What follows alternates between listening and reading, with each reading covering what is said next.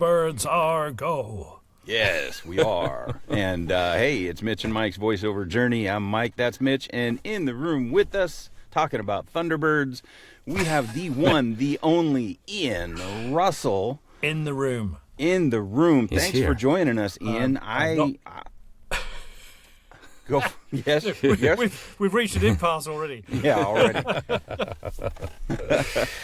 I met Ian briefly. I took one of your sessions at One Voice and was just thrilled. I was feverishly writing notes and about the video game world and how to kind of try to make waves there, and just really enjoyed you. And then ended up, I probably passed you a couple times and said hi, but then I hooked up with you on social media. Did I ignore you, or did I say hi back? I don't know. Hey, you probably did. You probably did.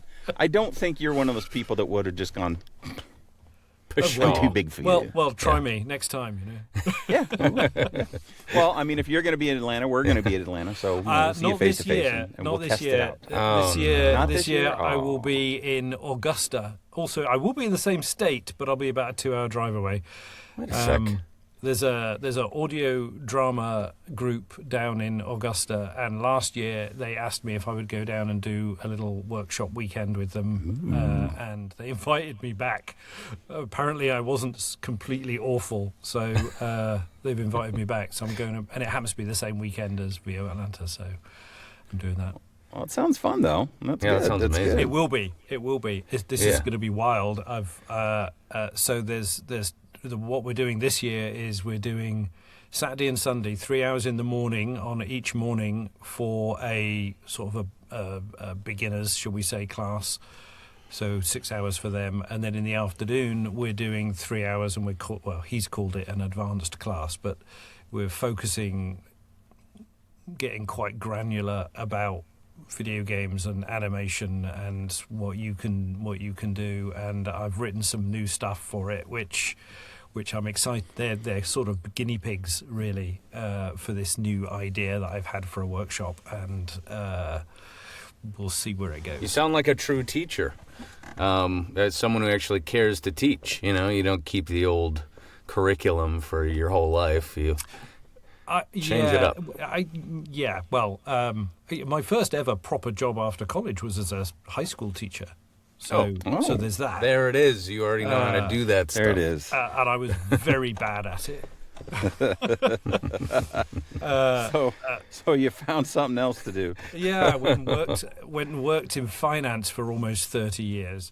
But I was the guy, back in the days before Zoom, they would send you off to a hotel to train, with 12 other people or something, and they would tell you something, and then they'd break you off into groups. I don't know if you remember this or if you ever did this, and then your groups would have to come back and present your findings to the other people. And we do all of that, and I would always be the person that they volunteered in the group to be the presenter. You like doing that, Ian? You can do it. And I was quite happy, because it meant I didn't have to do the technical grunt work that was necessary, because I had already volunteered to present. I never thought about it that way. Yeah. Oh my gosh! So people thought me as an educator, standing up and in front of people, I'm actually quite comfortable with, in an odd sort of way. And coaching, my voiceover business is busy enough that I don't need to supplement my income with trying to earn a shekel by being a coach. But I do get ideas, and I do want to scratch the itch once in a while, which is why. So last year at One Voice, Mike, where you saw me, I was making a demo with JMC, and I was in this little box here. And I said to him, I've got an idea, JMC, and I feel I want to put my head over the parapet again, because I've once in a while. And he said, well, VO Atlanta might be a bit full. And I went, I was thinking about One Voice, actually. And he went, you're in. And he booked me in there and then. So Nice. That's why I was doing that thing about video games at One Voice, because I was making a demo with JMC, and we had a chat about it, and there we go. Yeah, and I really liked it because it was practical advice. It wasn't just the overall, video games are great and here's why they're great, but there was actual hey, here's some steps you can do here's some places you can go to look and Well, you know, don't figure. forget, And see, because I don't have a coaching business, at the conferences I can give away the shop yeah, because I've not got something to sell to keep back. And not a lot of us there sound like you or do it very well. So it's like you have your own jam going on anyway.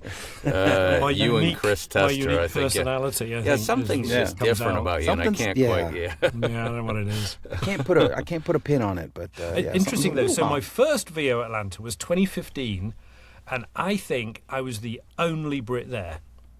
really. And now you go to VO Atlanta or you go to One Voice or There's a anywhere, whole and corner. there's always a little smattering of Brits who've come over or whatever. They're always coming up and like trying to get your lunch money and stuff, and they're like, It's the Chariots of Fire moment, the Brits. Trying to talk to you about football, but the wrong football. yeah, just Yeah, you awkward. guys have no idea. I mean, football. How can football be all about throwing the ball? I'm with you. I mean, yeah, you got a point. No, However, I will still There's no stand however, by the it's fact that correct. American football is that It much should be better. called American rugby. Really, let's face Yeah. it. You even use a similar shaped ball. That's right. Yeah, could Yep. be. Yeah, but it's not. I'm and it's glad still- Ian's not. on my side for It's this. not. It's not. Yeah, It's Mitch not. is like, oh no, here we go into sports ball. I don't No, know sports ball. I love it because it's arguing against the biggest American sport, which Versus is so the biggest fun. sport. It's kind of interesting worldwide. though Yeah. that there are so baseball is your sort of ball and stick sport, which is ironically in some ways anyway very similar to cricket, which is our Probably where they ball and stick sport. got The most ball of is it. about the same size. Yeah. Our Stick bowlers, is your the stick pitchers, is round instead of flat, Yeah. well, the stick's a different shape, and we run a and you different can only way. hit it in one direction. That's the one thing I haven't figured out about cricket. Is like you've got they're here, We're and they're in the middle, this, and and we they could can actually hit it 360. backwards if they want Yeah. to. Oh, It's like okay. I don't know how that works. So I feel like they're still wearing puffy pants too. Like they haven't changed the outfit a lot. You guys, Ads. Yeah. We wear long trousers to play cricket for sure. and Yeah. you're still using like They've evolved a willow little bats, bit. I think. yeah, those Willow those has flat paddle bats. has a certain thwack to it. It's the Yeah, sound yeah. that it makes. It's the same kind of thing my parents used to spank me with, but that was a bad. I learned that Yeah. on Clarkson's Farm, by the way. Great show. Never seen it. You should. Never seen it. But before we moved here, where I lived in England was a hop and a skip from where the farm is in the Cotswolds. really? Yeah, pretty Oh, close. that's I shot archery for a while, and there was a field archery course from which across the valley you could see Clarkson's farm. Yeah, that's insane. There's the dog. Can you hear the dog? We can, but that's okay. We welcome pets. Fortunately, Yes. we're not recording a national commercial at the moment, so it's No, not a big issue. No, just a tiny little podcast. Like That's a all strong pup. good. Yeah, Strong yeah. mouth. I've Sounds got like a a session- meaty boy. If I've got a session, she comes in, not in she. here, but in the studio, and I shut the door because she only barks if she can see something. So she sits here, and Not yeah, so I've much. got those too. occasionally she snores, and the whole room vibrates, and I do have to kind of kick her. You got a fan on or something? Yeah, No. what is that? What is that vibration? Yeah, It's just my yeah, dog. yeah, it's not the fan. Yeah, I yeah. feel like we almost got into this organically and then we popped out because I want to know. I know I've been to one of your workshops. I really want to know the very beginnings of. We heard that like you're a public speaker just Yeah. already. You just born that way from the womb, but. And you were a teacher, which I'm sure has some of that. Yeah, yeah. Like, He's wow, got yes. talent. And scene. Yeah. But how did coming from being a fifth grade teacher to becoming a voice actor, where's the leap there? How much time have you got? About 45 45 minutes left, right? Yeah, you yeah. said that, yeah. So okay, so the shortest version of this is in. I was working for Lloyds Bank in the UK in the early 2000s, and the credit crunch happened. If those of you old enough listeners to remember, and all the banks were going bankrupt and falling over, and Lehman Brothers and all of that. So in order to shore up their failing finances, they would sack people or make them redundant. And where I was, I was working in the private bank bit, which meant that we were giving advice to the wealthiest people, the millionaires and such.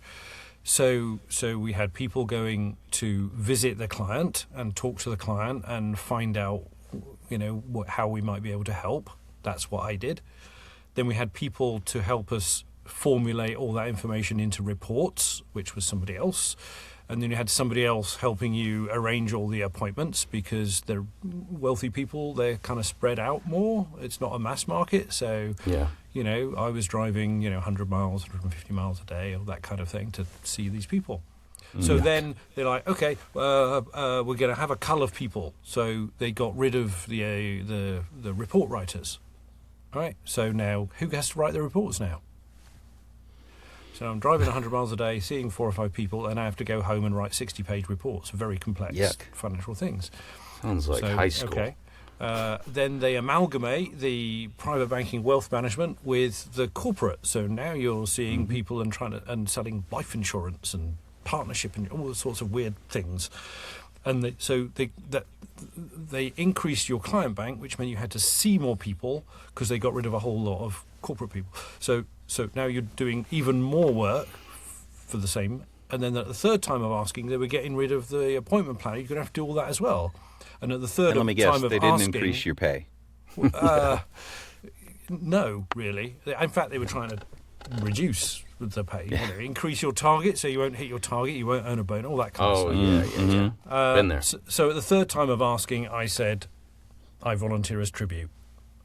Next time you're getting rid of people, I'm done. This is a young man's game. 52 or something. 50. I was 50. I said, I'm done.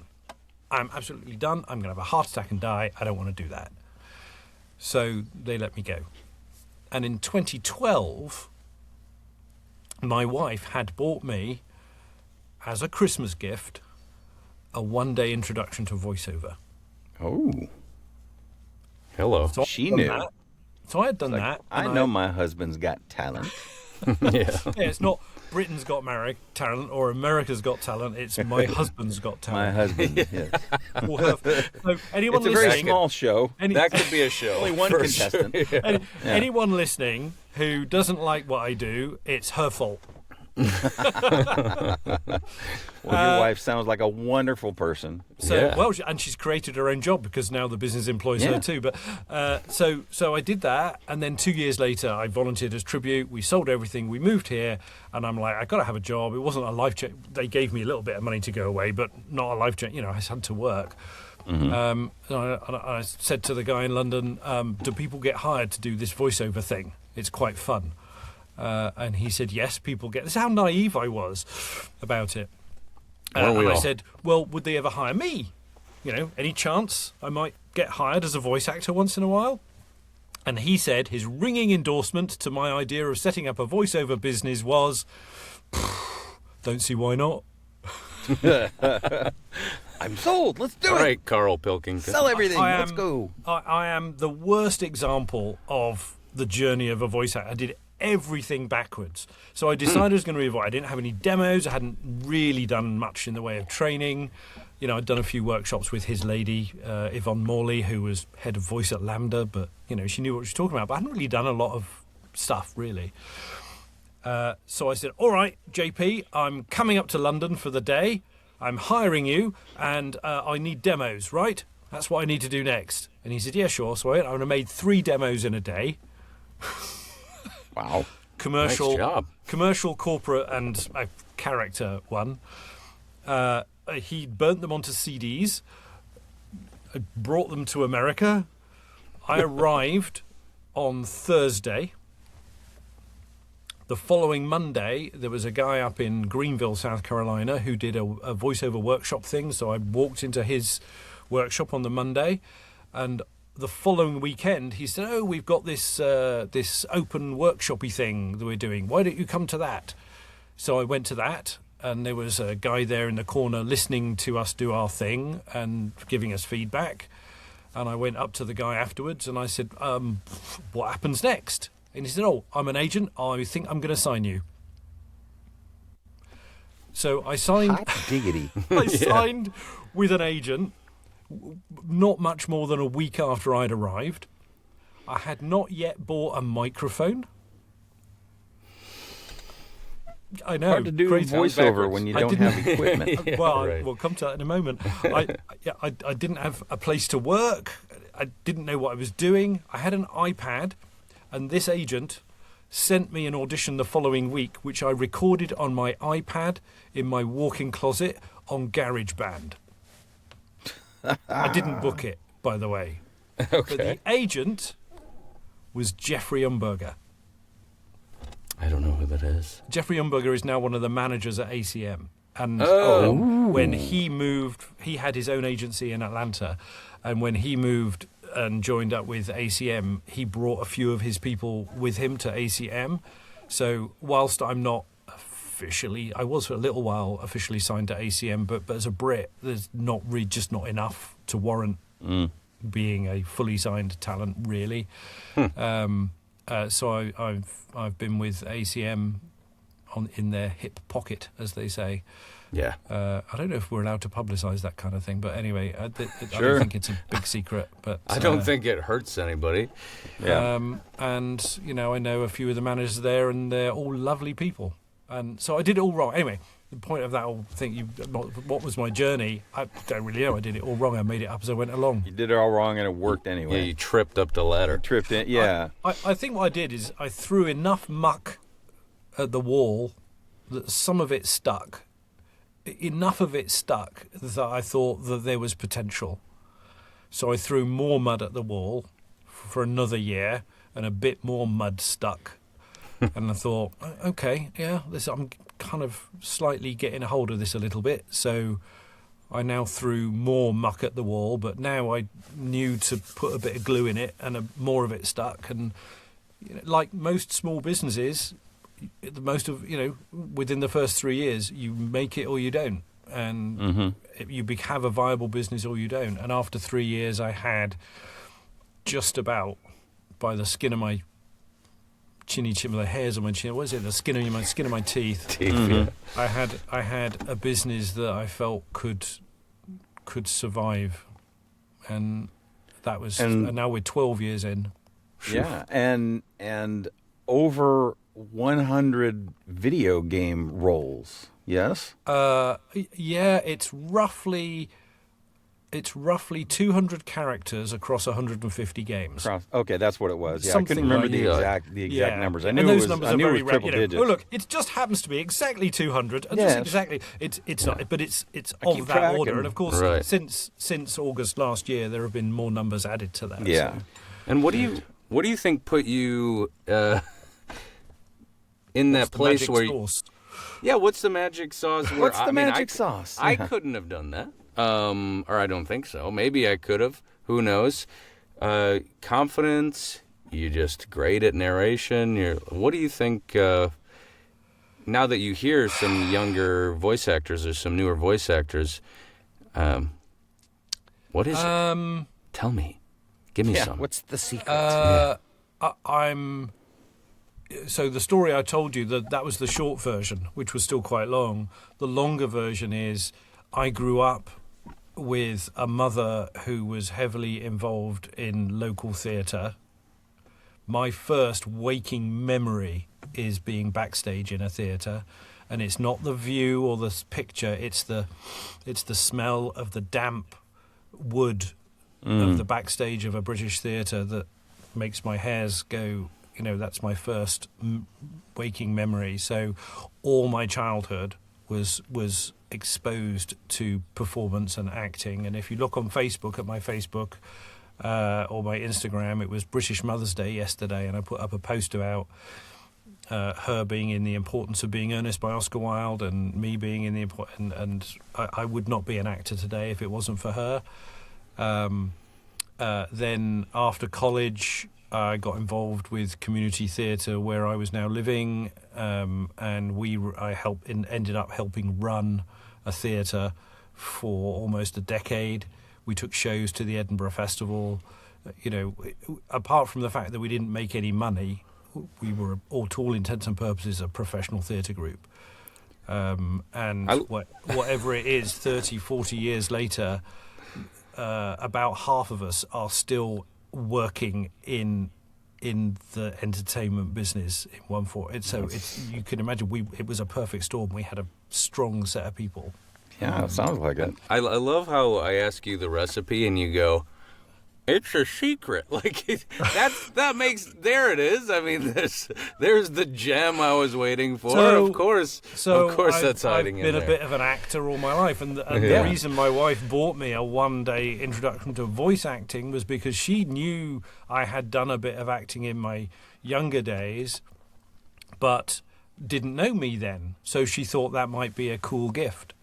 And she knew that performer still lived inside of you somewhere. Oh, maybe. Yeah. And even though you've been stuck in a corporate job that was eating you slowly. Yeah, sales is a bit performative as well. When you're in front. You're selling a story in some senses to a client in that way. So I've been a bit of a and with the kid, bedtime stories with the kids, doing all the voices, around the dinner table, laughing and joking and doing improv comedy sketches with my kids and just all that. So with things like, to come back to your thing about video games, video games is like the perfect opportunity to play, to make something. It's a completely fictitious world. You're given a character who could be, he's for me, he's an old wizard guy who's a bit grumpy, or whatever. I'm trying to corner the guy in the market in old grumpy British clothes, but apart from that, you can go anywhere with it.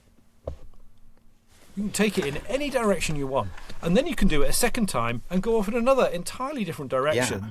And go, hey, I'll just do something really out there, strange. And because there are no windows, really, nobody's looking at you and going, what the he doing? You're just making it up as you go along. Yeah. And you send it out and they like it or they don't. And you move on to the next one.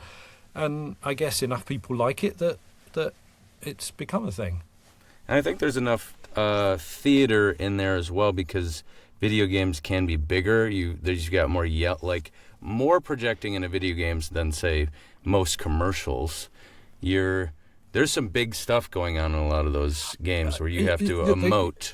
The characters can be a bit more extreme. Yeah. But not as far as, a lot of the animation is even out there, especially children's animation is very stereotypically big. Video games, they want the world to feel real most of the time. So is in that they talk about grounded performances. They do want it to feel like it could be a real person. So avoid wild caricature for sure. But the waving your arms around and swearing a bit. There's more physicality to it. I think. I mean, it's a different physicality than say animation character work where you're being physical, but that's because you're making this character and making him big, and maybe the facial expressions and the gestures and everything that you're doing to make that. I have videoed myself doing stuff, and I pull some odd faces. You have to make odd faces. Yeah. Because the faces sometimes make the voice, and sometimes that voice comes from down here, and you have to do it. But with the video games, you may be more grounded, but there's also more exertion. Yeah, you got to, especially. I know you've done some like military stuff, and you did Warhammer, the fighting and the shooting and the world-class vomiting. I want to hear your world-class vomit. Well, I've got to build up to that. The world wants to hear, So I was. There's a game called Chernobylite, which is kind of a horror survival game. I play a guy called Igor, who's a British scientist, trying to solve the mystery. And it's set in the Chernobyl exclusion zone in Ukraine. And there was one bit where I forget exactly what's happened, but there's this kind of poison gas or something. And so there was vomiting involved, and the guy I'd never done vomiting on microphone before, so this kind of thing. And, I did almost like that creature sounds. sounds. That for a character I did a couple months ago, and it was like, all right, how am I gonna make this sound real? Yeah. So Should he I said just that get a was bucket and throw the up? world class thing was just we were having a laugh about it, and he said world class vomiting, world class. All right. You can put that on your resume. Well, I might vomiter. now. Yeah, Now world I've class admitted it. vomiter. Yeah. Let people ask you about it. I had to put good hang. Someone said I was a good hang. I was like, that's pretty nice. That might be one of the nicest things. There's worse things to be. Was that a rope hang? Unfortunately, it was not an acting. It was more like, good to be around, which I guess is cool too. But no, I wasn't making hanging sounds. That makes more sense now. Ooh, yeah. Okay. But there's a joke in there. So are you okay with slightly risque joke?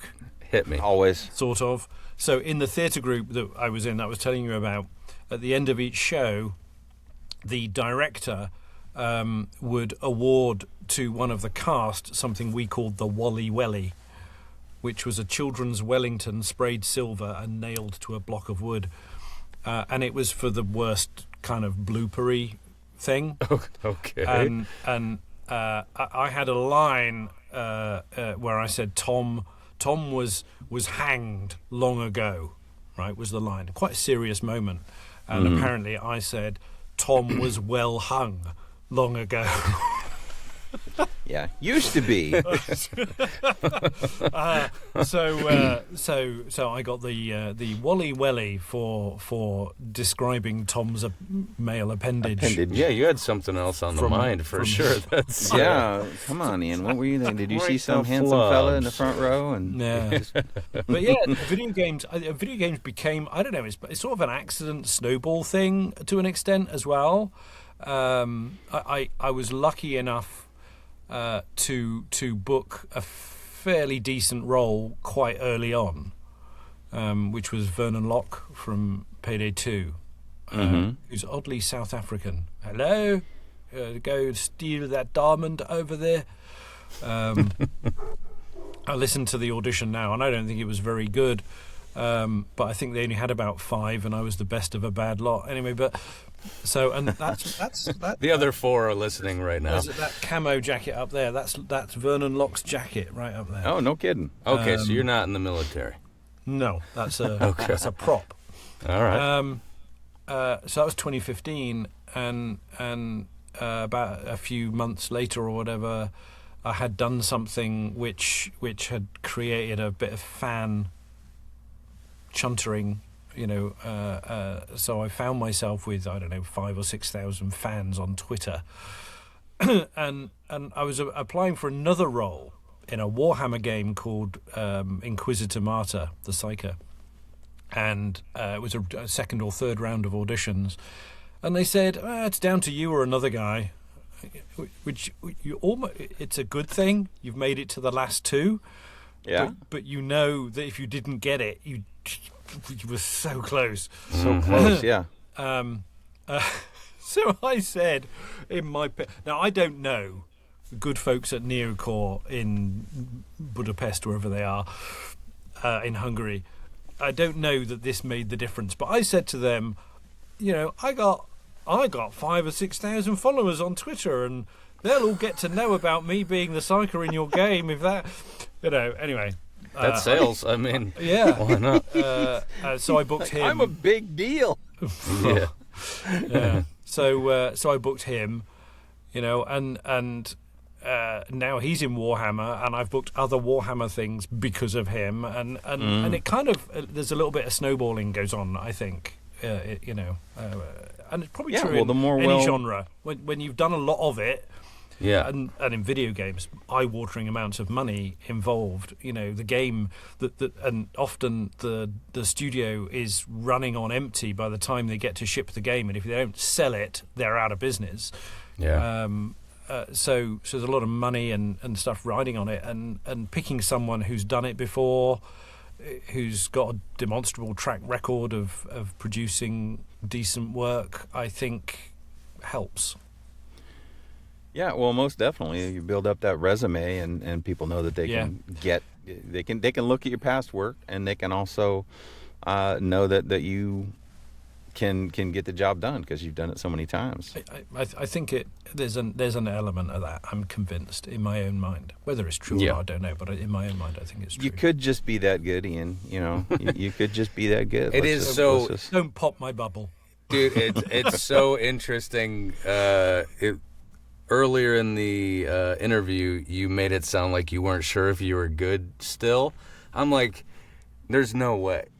There's no way. Look at his IMDb page, right? Yeah. I mean, that's my wife's fault as well. She does all of that. So long, and there's so many roles. So he hasn't looked at it yet. Yeah. No, I'll just look at that. Look at all that stuff. It's still going. He's still scrolling for people listening. Yep. Yeah. Yeah, and I'm proud of that. It is a little surreal, that a bloke who had a career in finance for 30 years, suddenly has an IMDb as long as your arm. It's odd in many ways, and part of that maybe helps keep it fresh. I don't think there's a complacency. You get good at it, you're good at it, and maybe you stop trying quite as hard because and there's a part of me that's just like, it's pinch me. How is this happening? Why do people pick me? Why is that? And so you keep trying hard because you don't quite believe it. Do you know what I mean? There's a part of me that believes it, and there's a part of me that doesn't. It keeps that hunger alive. Right. You're confident enough to try thing. to book the job. Yeah. You're not so confident that you're like, I can do this. Watch me. Only once. Oh, okay. Only once. I don't know if you remember, in the movie of The Hobbit, Dane the dwarf at the end is played by Billy Connolly. And he rides a war pig, right?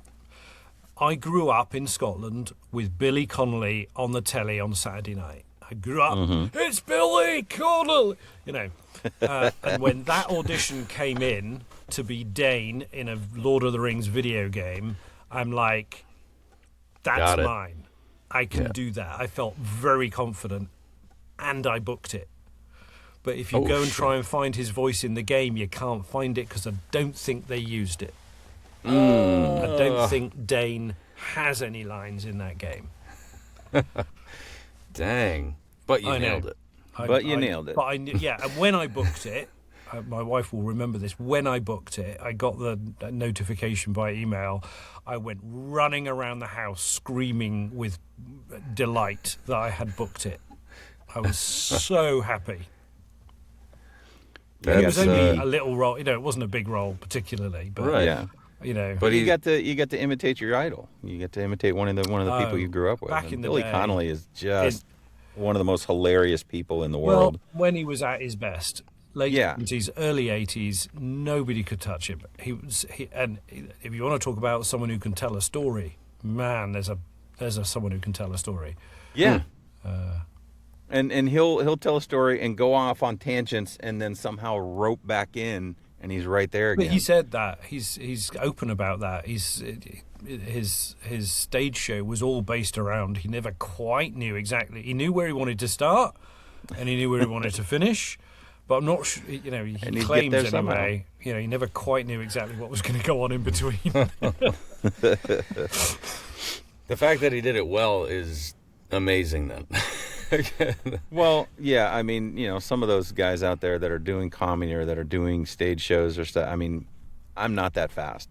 My brain does not work that quickly where I could I would get off track and get flustered and not know how to get back. Yeah. Happens sometime on the podcast. You know?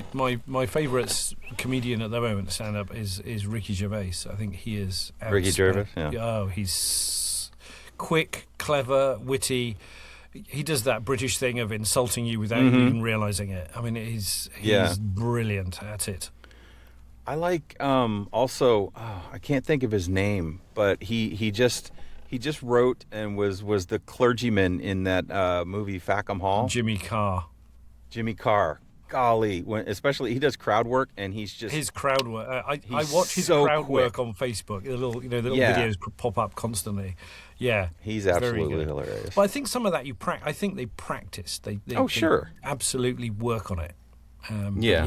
But he also another very intelligent, well-read. Sometimes you see these little videos, and he does his crowd work. And then you see him doing an interview, and he references this philosopher or that book by that. He does that in some of his crowd work. Yeah, he'll say something just way intelligent than anyone in that room could even understand. Yeah. And all respect to the man. Yeah, absolutely. Yeah. But you're a pretty smart guy yourself, right? So, well, that's very kind. So very prolific in the video game world. I'm sure you've done other genres. You talked about doing the Richard Attenborough commercial. I can't remember what that was, on air or off. David Attenborough. Richard Attenborough is a whole different person. That's your Jurassic Park man. Right. I've done him too. I'm just going to say you had to have done him also. David Attenborough. Yeah, David they're brothers. David right? Attenborough. Yeah. Here we are in the Serengeti. Yeah, that's him. Done. Come on. But in the UK, everyone can imitate David Attenborough in the same way that in the US, everyone can imitate Kermit the Frog. Oh, everybody's got that in. It's. I think everybody thinks that they can do. It's just you're born with it. Somehow I didn't realize that. That and Matthew McConaughey. All right. There are some people with very distinctive little verbal tics that make them easier to imitate. Christopher Walken's another one. Oh yeah. That one's tough. I don't know how the heck tough, people. But everyone's that's a lot tried more to work. do it, and everyone has some version of Christopher Walken. Somehow you were ours talking about is genres, Mitch. So I did this for someone else. I was talking about it, and whilst the universe, the voiceover universe, if you look at my profile in the public domain, I looks like I'm a video game guy, pretty much, doesn't it? That's deliberate. That's what the credits are, right? That's deliberate, and that all happened in 2021. That was a definite strategic shift that we had. But last year I did as much commercial in terms of numbers. Volume, I did this as much commercial as I did video game, but in terms of dollars, commercial earned me probably 4 times as much. Wow, sounds about right. Commercial's where the money is. Yeah. Well, yeah, and if you can get some of those national spots and the good ones, they'll pay a lot for a 30-second spot. I booked a thing for a Spanish tourism, and Peter Dinklage had been the voice previously, and I'm guessing his usage had run out, and he was demanding, I don't know, $250,000 for them to renew the usage or something. Sure. And they said, let's hire someone else who's cheaper, and they picked me. They picked me. Yeah. And you're doing, and that was fine, I'm sure. I'm sure you were going to. Sure, you didn't argue. Dinklage's Thank you, Peter, for being too fine. big of a name and giving me a job. 10% of that sounds okay. Yeah. You snuck a we in there. Yes, you said we decided to take this turn to have video games. And I'm so happy you said that, because not everyone knows this. Someone else helps you run part, if not half, if not 75% of your, I don't know how much of your business. Isla the dog. She does it. Wow. And how do we train our dogs to do that? We should have been talking about this the whole time. When COVID hit, right? When COVID hit, my wife, the lovely Sandra, was working at the local college on a 1-year renewable contract. So when COVID hit, guess what? Her 1-year contract was not renewed because, COVID. So she's rattling around the house and I need to work. Opening and closing things. What am I going to do? What am I going to do? Picture her walking around with cups full of beans. Oh, Yeah. where did that wall come from? Tray of glasses. Yeah. Yeah. You need to go and watch. Search Julie Walters' Two Soups. Okay, I'll put it. All right, Julie Walters, Two Soups. It's too complex to explain. Just go and watch it. Got it. All right. Okay. All of our listeners, write that down. Julie Walters. Julie Walters, the British Enjoy that. comedian actress, and Two Soups. It's a comedy sketch she did with Two Soups. Yeah, as in two bowls of soup. It's short, We'll be everyone. Don't worry, it's short. Okay. Anyway, so she's back to your wife. She's at home. Yeah, Sandra's at home. She's not got a job anymore, and she's like, I can't sit around doing nothing. So I said, well, just help me out then. Just help me out. So she started doing stuff for me, and then we were talking about it one night, and I said, look, if we can increase the turnover of the business by the same or more than you were earning at the college, then the business can afford to employ you and stay the same, and stand still and move forward from there. And I reckon we've broadly doubled the turnover of the business since she came on board. That's a good ringing team. endorsement for your wife's ability to make you money. Two things, not two soups, but two things. Two things. One, she's good at what she does. I think my social media looks much better than it did when I was doing it, since 2020, 2021-ish. Second thing, because she's doing all of that, I've got more time to do the other things which result in Which actually money. You actually get paid for. And you get better at that thing. That's 10,000 hours, all that, for sure. Yeah, I notice when I step out of the booth for too long to do some of the other maintenance stuff, I come back, I'm like, do I know how to do this? Wait, how long has it been since I've actually recorded something?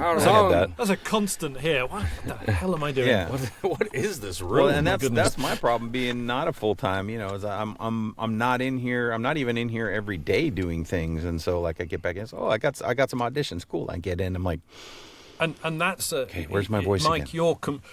That's one of the challenges I think for people who don't work full time or have to have another day job or whatever to pay the bills, and voiceover is a side hustle that they hope will expand. Yeah. But when you're at work, you're missing the opportunities that people like me are able to respond to. And by the time you get it, either it might be closed already, or 1,000 people have already applied for it, or whatever it happens to be. Or, you've been working all day. You're tired. You're weary. Some of that that's happens. got to have some occasionally. I feel that today. I've been, out all day, and I've come home, and I've got things I've got to do. When we're done, I booked a thing on Thursday. So last week I had one day not on set of this film that I'm involved in. So normally I target doing about 8 to 10 auditions a day. That's my target. I did 23 on the Wednesday. Gosh, what? Because, but I had no choice really, because I was not there catch doing up. what the business requires. Normally, we talk about it's a business first and an artistic endeavour second. And one of those 23, I wake up Thursday morning, 6 o'clock to go to set, and I've booked it. And they're wanting the recording urgently. So I go on set, I come back Thursday night, I record Thursday night so that they can review it Friday, give me any feedback, and I can record over the weekend. Except that doesn't happen. They give me the feedback this morning, and when can you record it today? And I'm like, I'm on set again.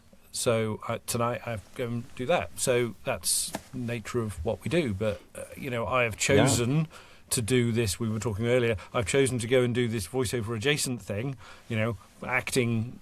In a on-set film camera environment. Can we talk about this at all? It's hard.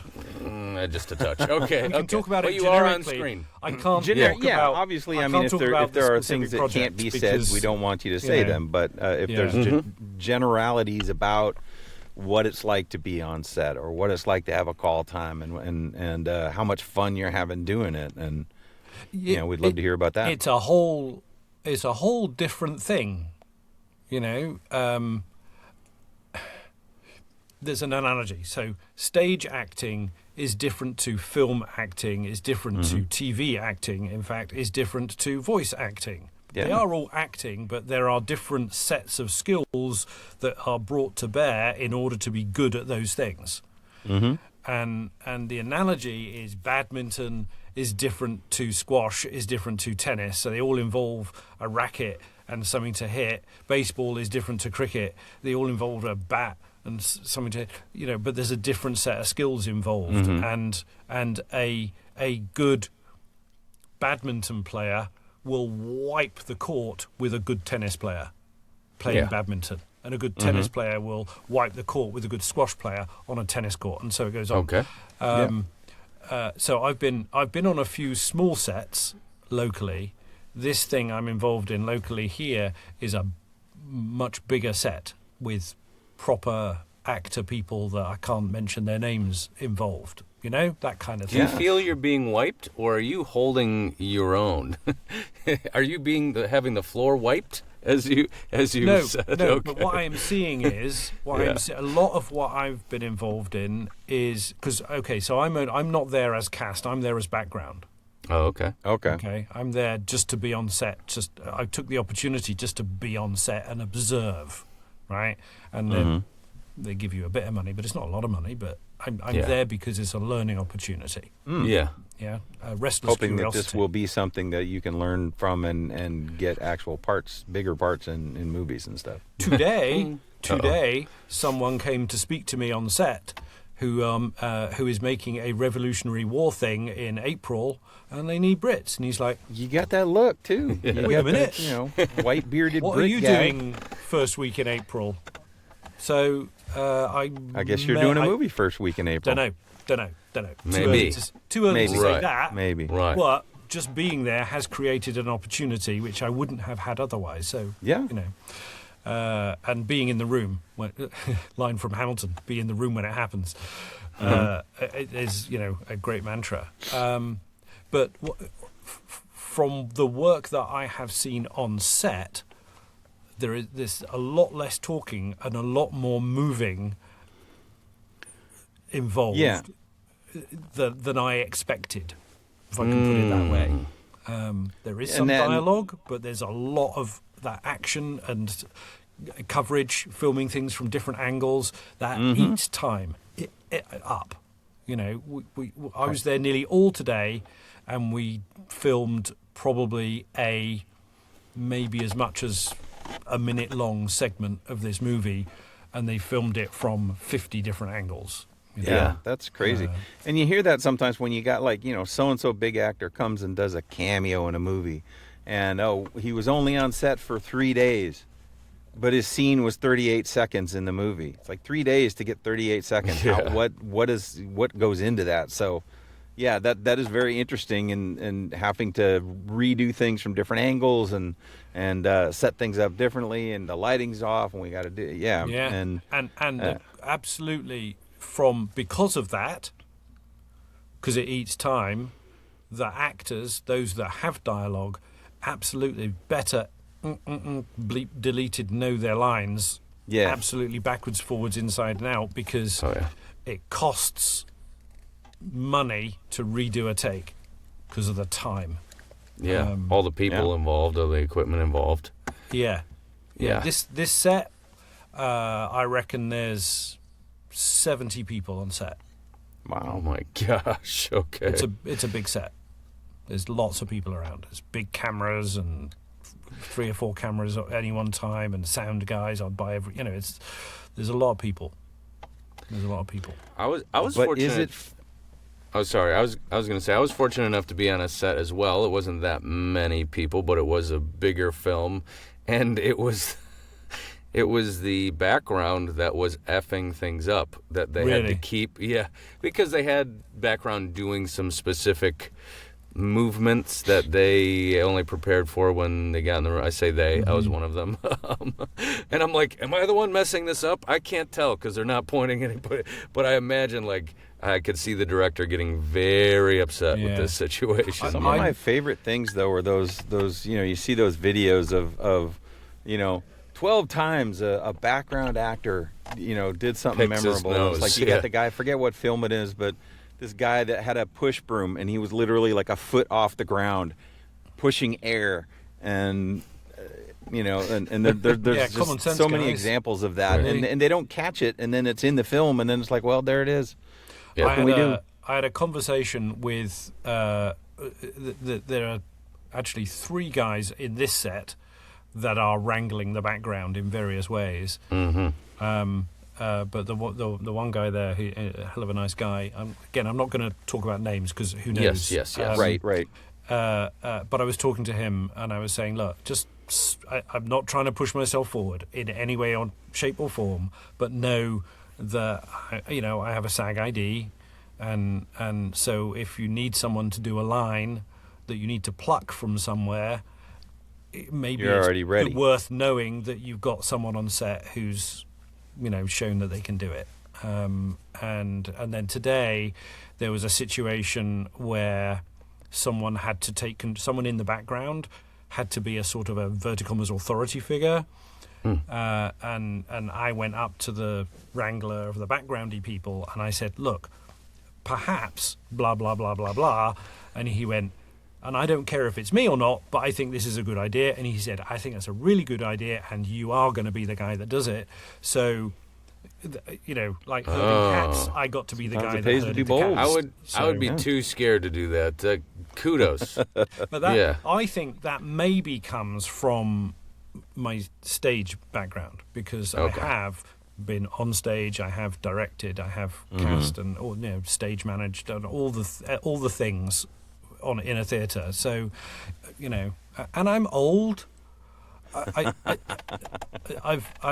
got to a point where I don't really I care what people think of, you know what I mean? I care what people think, but I also kind of don't. If they think bad of me, as long as I'm doing something I think is good. It's positive. You didn't do anything wrong. You weren't trying to get not photos. Divisive. I think if he'd have told you to piss off, you would have gone, oh, well, okay. If he'd have told Mitch to piss off, Mitch would curl up in the corner and start sucking his thumb. But I don't mind. Okay, you're right. I think you do, and maybe experience teaches you that. You pick your moment when to insert yourself. And maybe there's a skill there. I don't know, but you found that moment, and it turned out to be the right moment to speak up. Yeah. Now I think probably I'll end up with screen time as a result. Fantastic. I shouldn't have told one of the actors that he could sit on my lap. I think that fucked me up. I guess you've identified the root of the problem. The root of the problem. Yeah. Literally and figuratively. No, he was a comedian, so I figured it's been real fun being on set. Background, this, Mitch. You've been as background. There's a lot of hurry up and wait. There's a lot of sitting around doing nothing. It was insane. And that is, I think, for someone like me who is a doer, I don't like sitting around doing nothing particularly. That is hard. We even got a chance. They're like, do you guys, anyone who wants to stay late, we may have more for you. I was like, yes. What are you talking about? Why would anyone leave right now? Everybody's here. Yeah. And there was me today going, can I go early, please? Oh, okay. Well, see, but you got to be the authority figure. Really important podcast. Yeah. Here we are. Yeah. Now you got to, when this thing airs, you got to go back and show them. But it's funny. This is what I had to do. This has been, for me, so far, what we are almost, in the third month of the year, it's been I've been describing it as voiceover adjacent a year so far. So I've done that. I've been on a film set. I'm going to VO Atlanta. I'm going to Georgia to teach a workshop. And this is another wild thing that's happened, but I think it's 6. It might even be 7 now. Fan conventions. I'm booked for fan conventions because of the Warhammer stuff mainly. Have you done this before? Can we hear about it? I've been to 2. Okay. And what is that like for you? I like it now. The first time I met a fan. This was a fan of Payday. Mm-hmm. I don't know who was more embarrassed, frankly, him or me. I didn't know what to say. I didn't know how to handle it. I had no idea. It was probably an awful thing, both for me and for him. But I kind of like it. It's different. If you're relaxed about it and you're there. So what I think I've come to terms with in this is they are not fans of you, Ian Russell. They are fans of Vernon Locke or Abelard Versarian in Rogue Trader. It's the character that they like. For the most part, they appreciate that you have brought that character to life. And that's what they appreciate. That character has given them joy in playing the game or seeing the thing. I have had fans write to me saying I was going through a hard time in my life and playing the game with you in it, your character and the way they blah, blah, blah, that helped me get through, and that...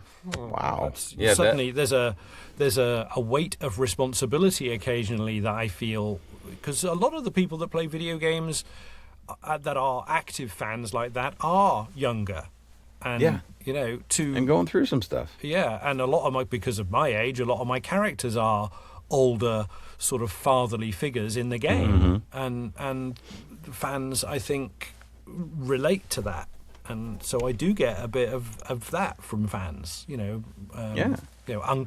Uncle Locke, grandfather Versarian. Abelard has become Dadalard. I just, and then there are kind of memes. So Abelard, and the developers did not know this. This is a Warhammer thing, but at some point, Abelard introduces the Rogue Trader, and it's a bit like and the Duchy of this and the Lord of that and the Conqueror of Worlds and all the titles. There's like 15 titles, and so. Abelard introducing you has become a thing. And you know about cameo, right? Where people book you to say something. Do you have a cameo? I get booked. Are you a cameo actor? I get booked on Cameo to introduce people to their friends. Just another income stream. Nice. That's so not a lot. You made it to where you can do cameos, and it's not something I push. It's not something that will ever break the right. It's not going to make me a millionaire, I don't think. But but still kind of cool that not only do people come see you at a convention because they enjoy you, but people want you to will pay to have you say a message as your character or as, hey, I'm Ian Russell who does the voice of, and want to tell you happy birthday or special events, birthdays. Anniversaries to their boy or girlfriend. There we go. I now have Christmas, a new goal. To make it to the point that someone wants a cameo of me. Anyone can have a cameo. That's a good goal. But they don't know me from anything, so... No, but they'll know... if you've been a character in a game, there's a high probability there are fans of that game that play that game. There you go, Mitch. Let those you can fans do a cameo know as your you have a cameo, characters. They'll ask for it. I guarantee it. That sounds amazing. But I've leaned into that. I've come to terms with the fact that in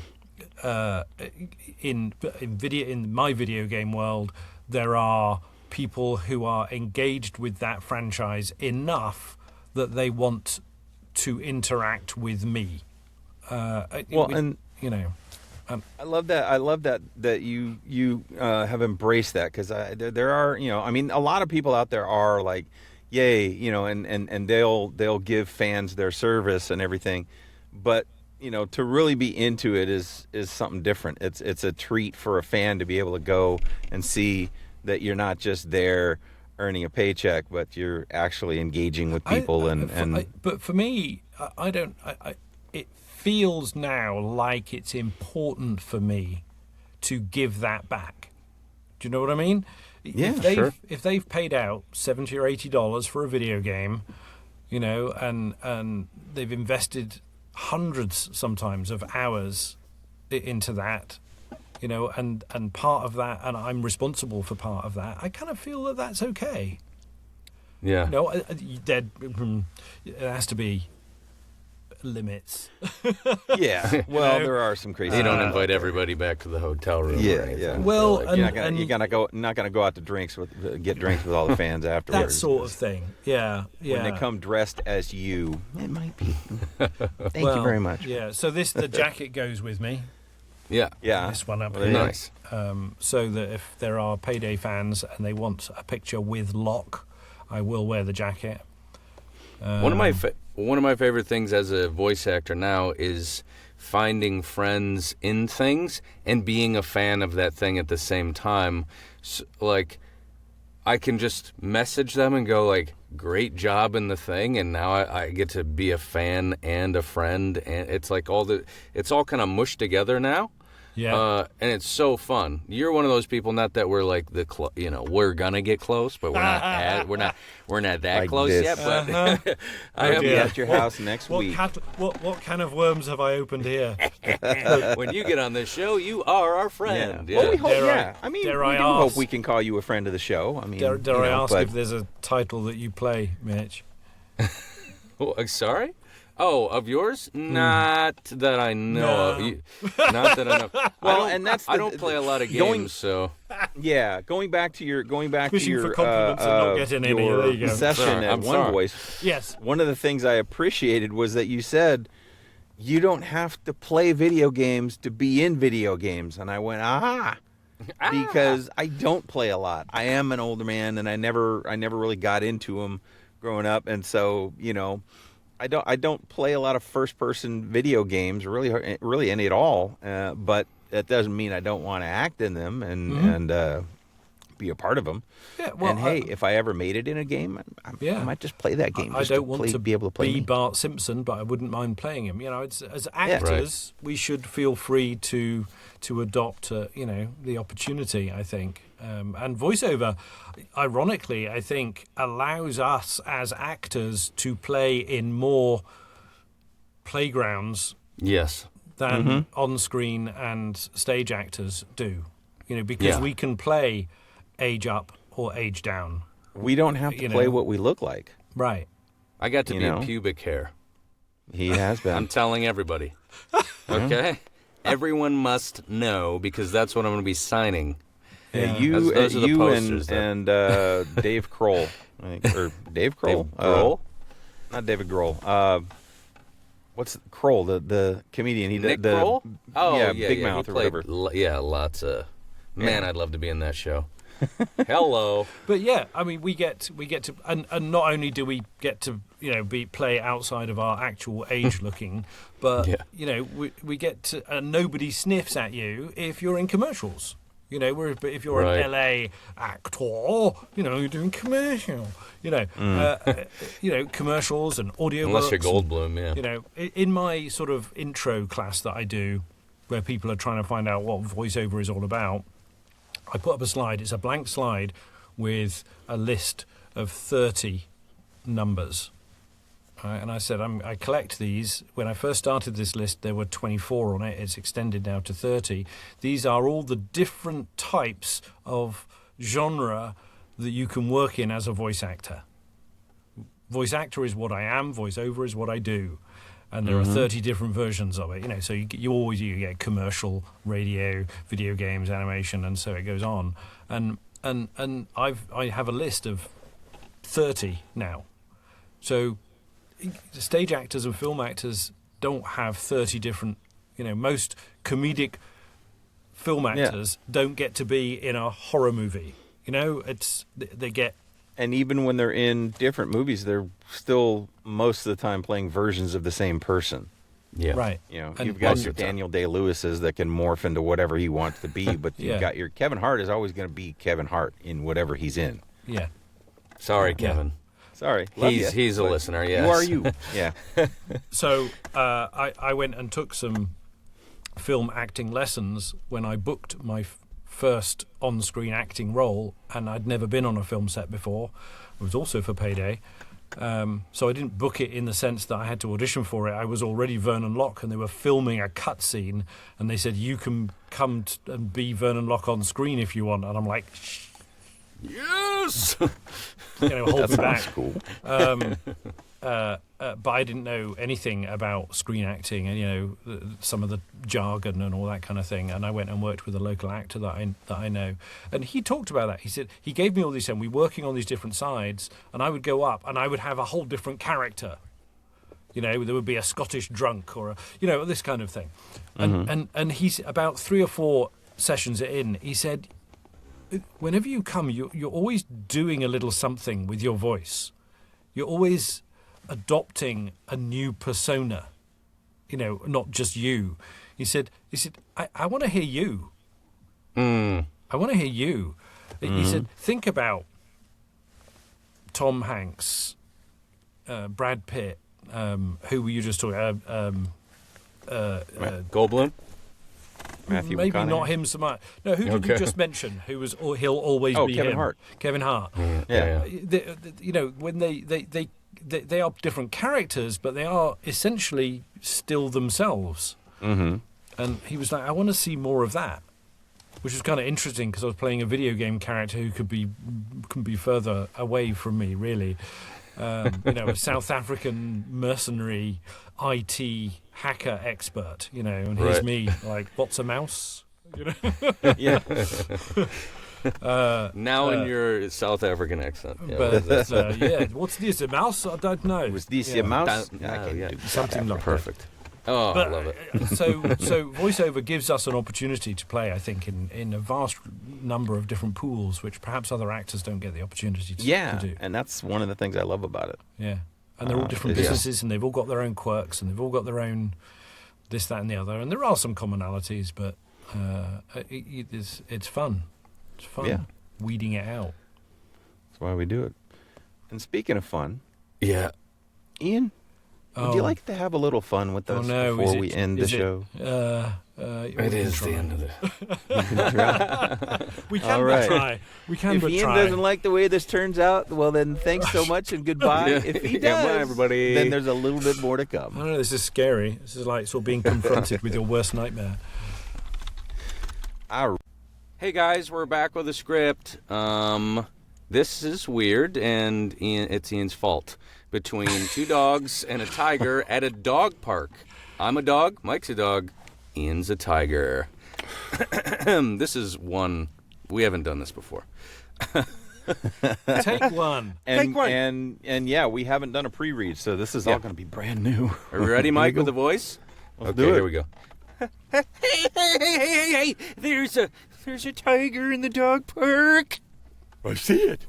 I see the tiger. I hate that I see the tiger. Hello, fellow dogs. Beautiful morning for dog activities. That tiger just called us fellow dogs. Do not make eye contact. If we don't acknowledge the tiger, maybe the tiger will go away. Which one have you buried this bone? Fantastic work. Really inspiring hole depth. That's my bone. It's his bone. Oh, good. A sharing bone. No, it's not a sharing bone. It's an aggressively private bone. Yeah. Well, I love bones. Big fan. Crunchy calcium. Very dog. You're a tiger. That's what the vet said, but I think he was judging my stripes. Tigers eat dogs. Oh, goodness, no. I eat kibble sometimes, and once a frisbee. That was a misunderstanding. You ate a frisbee? I thought it was a loud pancake. What? Why are you here, even?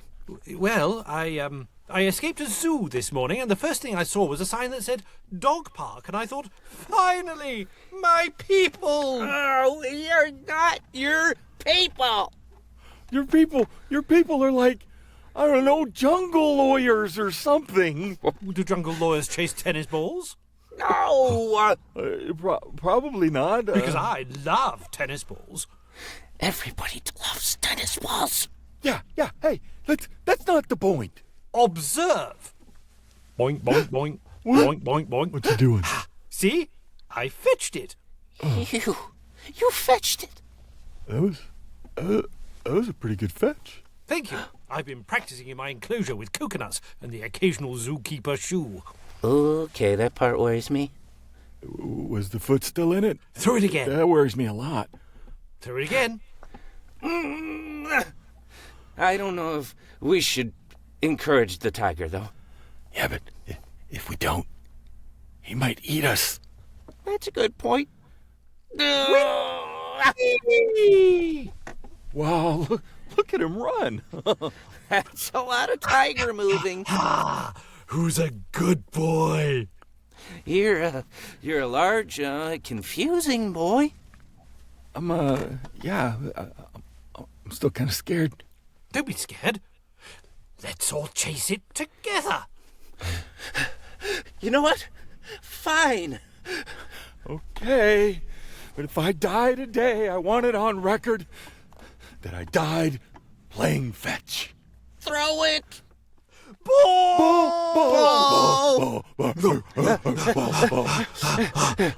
I can't believe it. We're playing fetch with a tiger. Just shut up and run. Best dog park ever. Wow, there it is. That was a Two bad, dogs you make friend with a guys. tiger. Probably our best free ball and Cold run. read- yeah, we don't do cold reads that often. A couple of them we've done, they've like gone off the rails halfway through. So pretty good. And I love your tiger character. You know, Yes. nice and big and bold and British. And intelligent. It's a very intelligent tiger. I considered giving him a very bad sort of Asian Indian accent, but that would have been cultural appropriation. And Yeah, I was a little worried. not very good, really. It definitely has potential, I think. Right? We like to play around with it. Yeah, It's fun. Something fun we do. It's our gig. So We'll That's get them a all great idea. animated one day. It's a great idea. yeah. We'll have you back to read Tiger. Oddly, you've helped me, you see, because as part of my advanced workshopy thing that I'm preparing, one of the things I want is a small number, probably 6 if there are 12 attendees, of two-handed like animation-style scripts, and you've just shown me that I can use ChatGPT to do it. I'm so or happy we can Gemini, help you said your wife uses Gemini for some things. You can, Yeah. you know, Yeah. same thing. If she's we well are- versed at that, it does the same thing. Well, you probably know this already, but we're starting to find that, like, what would you call it generically? An AI search tool Yes. gives you more granular results in your searches than things like Google do. Yes. And we're finding it a very interesting thing when we're looking for opportunities in certain places with certain types of people or this kind of thing. And I guess you might call that a lead building or list building or that kind of thing. And it's really interesting. Yeah, and that's kind of it's AI is bad for a lot of things in voiceover, but it has its uses, and if we all kind of know how to navigate that, you know, it can help in your career. So. Yes, it's hard, isn't it?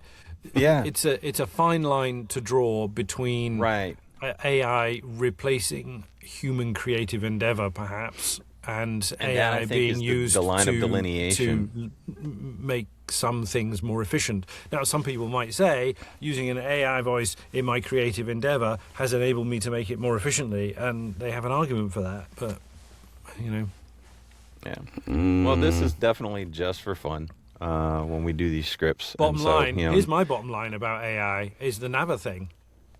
Knowledge, consent, compensation. You can use my voice to do anything you like if you pay me for it, and I say yes. Yeah, and continually pay for it. Right. You know? Yes. Well, hey, Ian, it's been a blast having you on. So Loved fun. hearing all your stories, and I know you were worried if we could fill the time. Yeah. And we did, and then some. So just really appreciate you. Really appreciate your work, and really appreciate you. Dipping yourself down on the totem pole a little bit to come on our little show. So. And I think I Anytime. deserve a kudos You for do? not accidentally slipping into my bad British over and over again while you're here. As long as I didn't slip into my bad American, that's okay. Well, We love it. now we should We love it. Yeah. We should have be able to do it since he did a Do bad the American script again accent. where you we two can are do British a very, and I'm very bad American. British That accent. would be- Okay, we're going back and doing the script. No, okay. yeah. No, let's not. We're gonna start all over from scratch now. Yeah. So here's where we say our awkward goodbyes. Word Ian, goodbyes. thank you so Awkward much. goodbye. and goodbye. It happened. Have a great one. I'm